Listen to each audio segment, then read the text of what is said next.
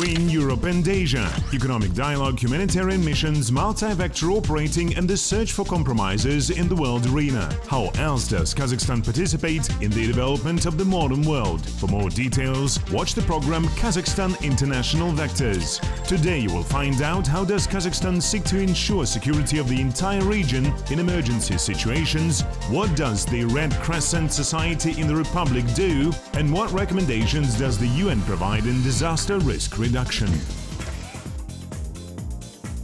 Every day in the world, events that affect people's lives occur. Natural disasters are the most large-scale, destructive and often unpredictable. Over the past decade, as a result of natural disasters, more than 700,000 people died in the world. Almost 1.5 million people were injured. Approximately 23 million lost their homes. In total, as a result of disasters, more than 1.5 billion people were affected in one way or another. At the same time, the total economic damage of countries amounted to almost $1.5 trillion.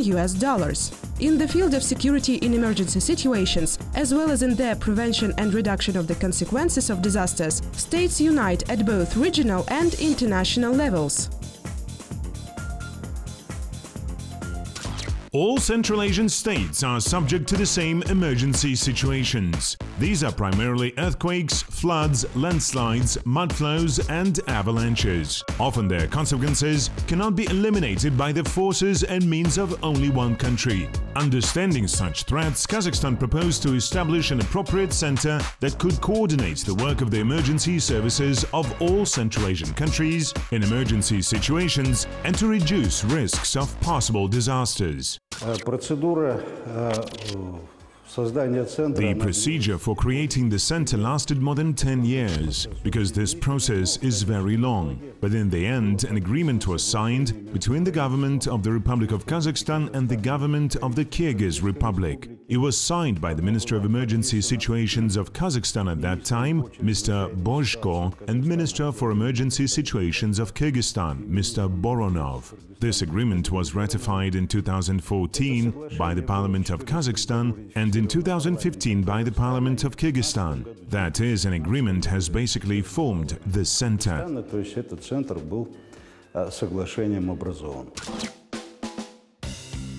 In September 2014, the Center for Emergency Situations and Disaster Risk Reduction was opened in this building, which the government of Kazakhstan provided free of charge.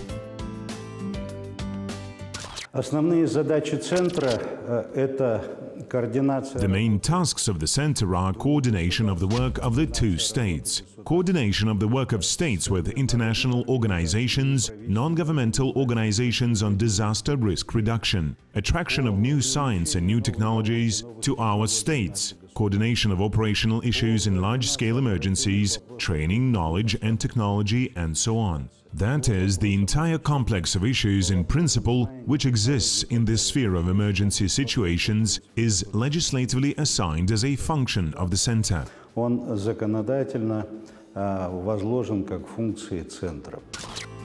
Valery Petrov spent his entire life working in emergency services. Now he heads the center in Almaty and transfers his experience to his colleagues. Now we will walk through the rooms that are used for the training process, for training courses, seminars, and in general for the major international events. This is a classroom.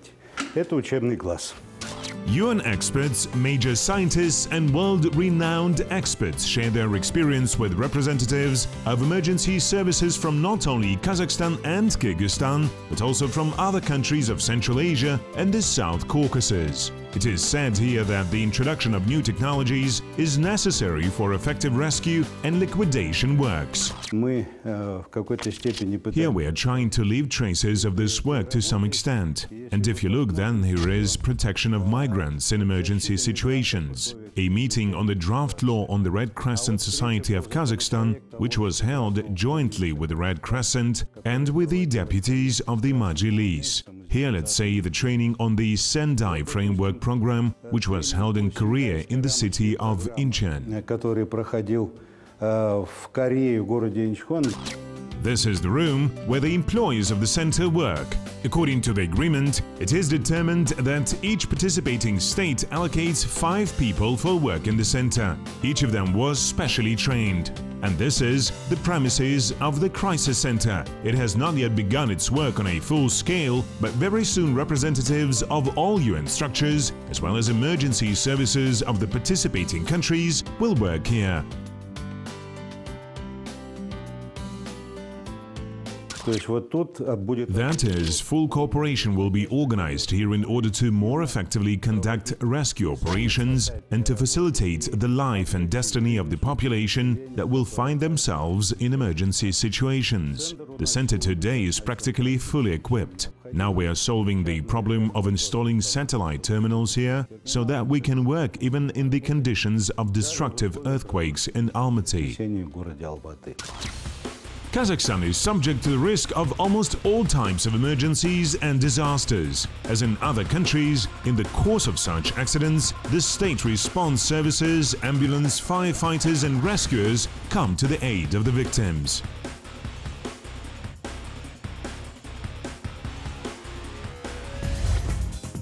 In 2016, 11,500 emergencies and incidents of natural and man-made nature have been registered in Kazakhstan. To eliminate their consequences, more than 49,000 rescue operations and 450 flights were carried out. In the event of an emergency, employees and volunteers of the Red Crescent Society of Kazakhstan are also among the first on the scene. They assess the needs of the affected population and, if necessary, provide first aid. This organization is part of the international movement of the Red Cross and Red Crescent Societies, the largest and most respected humanitarian community in the world. National Red Cross or Red Crescent Societies exist in those countries that are parties to the Geneva Convention. Kazakhstan joined them immediately after gaining independence. At the same time, the National Red Crescent Society of the Republic was established by the presidential decree. We prepare people, get them ready for emergencies in peacetime and react during emergency situations. That is, if suddenly something happens, we have the rapid response teams. We go to the site, make an assessment and provide humanitarian support. There are national societies alike in 190 countries of the world. Each of them chooses its main line of business. For example, the Jewish Red Cross specializes in providing first aid to the victims. The American Red Cross allocates most of its resources to attracting blood donors and further transportation of blood. In our national society, we have chosen 5 areas. First, I already said this, the preparation and response in case of emergency. The second is first aid training. The third direction is the involvement of blood donors. That is, we are also engaged in this area. The fourth is a medical and social direction. That is, we are doing projects on tuberculosis, on HIV/AIDS, and also we have a project on medical care for refugees. And the fifth direction is the spread of humanitarian values. But this is the statutory activity of the whole movement in general.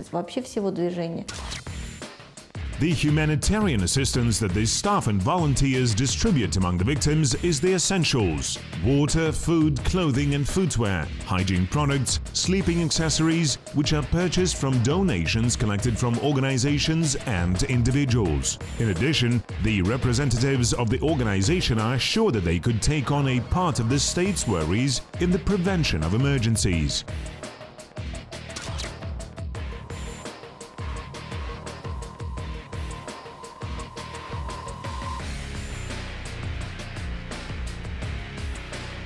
Globally, disasters losses have increased to over 250 to 300 billions of US dollars a year.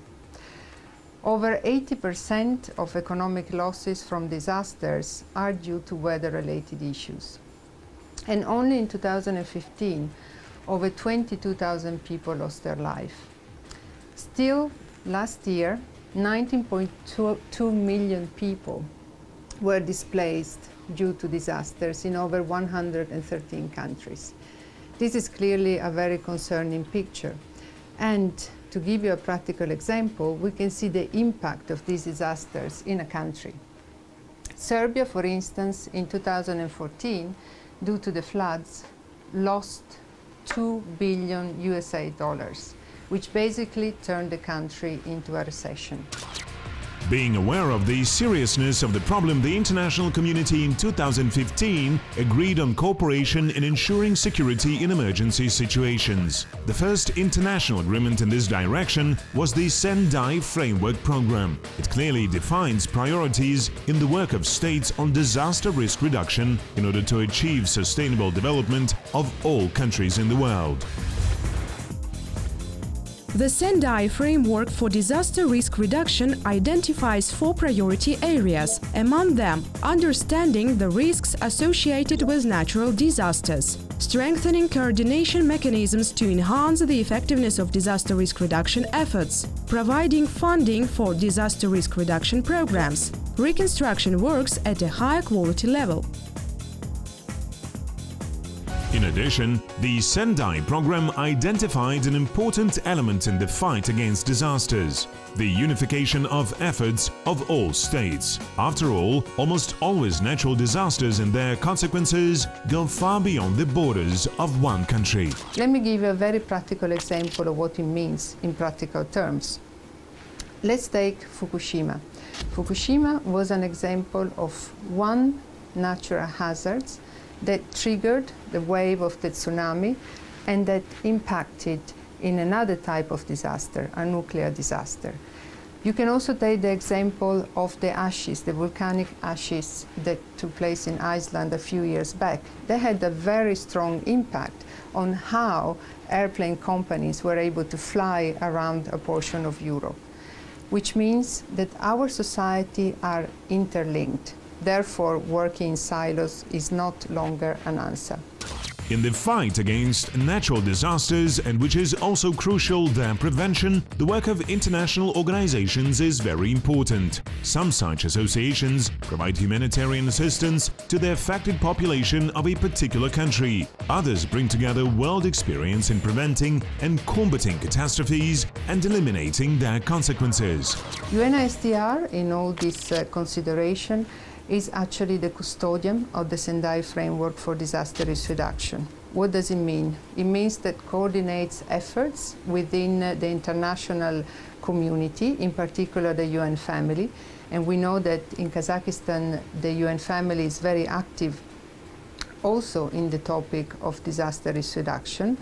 We are reporting on progress on the implementation of disaster risk reduction activity, which also means that we've been developing a number of tools in order to be able to monitor and to assess through a set of indicators how you are and we are progressing in implementing the Sendai framework. Every year, modern society is increasingly developing and progressing. New technologies are emerging and construction goes on. In such circumstances, it is important not only to know about modern risks and emergency situations and to take them into account, but also to prevent the emergence of new threats. By the way, $1 spent on disaster prevention saves $7 spent on liquidation its consequences, experts say. What it means in practical terms is that when we're going to be building a new school, we will know what materials we're going to be using. We're going to ensure that the school will be put in place in a safe area that is not going to be flooded. That the bridges that we're going to be building are not going to be swept away by bomb of waters, so that they're going to be able to contain the impact of climate and extreme weather events. So all this sort of decision and way forward in moving and creating our built environment is going to be a key opportunity to reflect and to include risk consideration.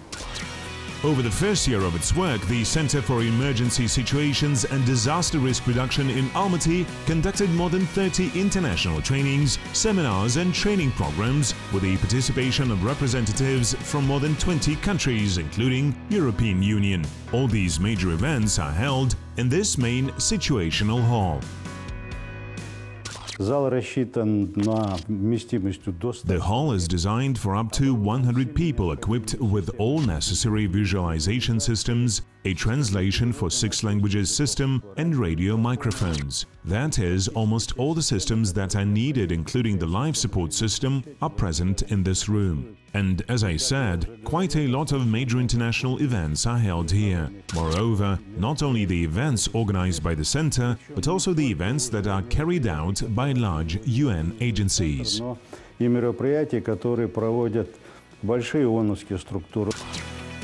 The center was created solely to make life for people in emergencies easier, to coordinate the work of relevant services and international organizations, to develop science taking into account international experience, says Valery Petrov. We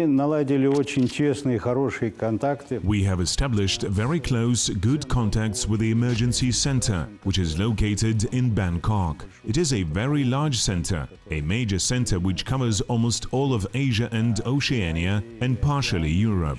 We have signed a memorandum with them, and now we are going out to practical stages of implementing our joint work. We work very tightly with the Center for Disaster Risk Reduction, which is located in Japan in the city of Kobe. The same we developed this cooperation, and by agreement with the European Commission, we hope that sometime in the autumn we will nevertheless visit the European Center for Emergency Situations, and we will also come out to some stages of cooperation. In practice, there are no more centers in the world. There is one in South America, but we haven't reached it so far. The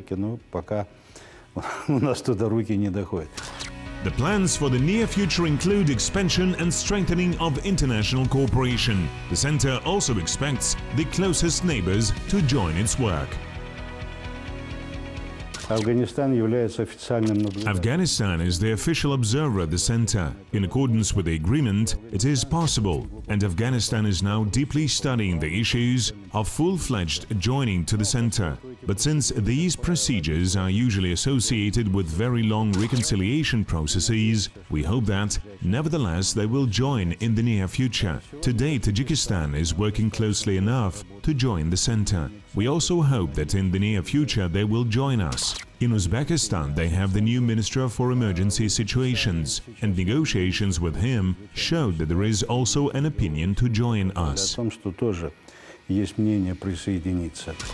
In matters of safety in emergency situations, awareness plays an important role. Therefore, the Center, together with international organizations and scientific institutions, is already engaged in the development of new teaching methods. We have our own website, which is up to date, say, on a daily basis. So we have all the attributes of an international organization. The center is registered with the Ministry of Foreign Affairs as an international organization.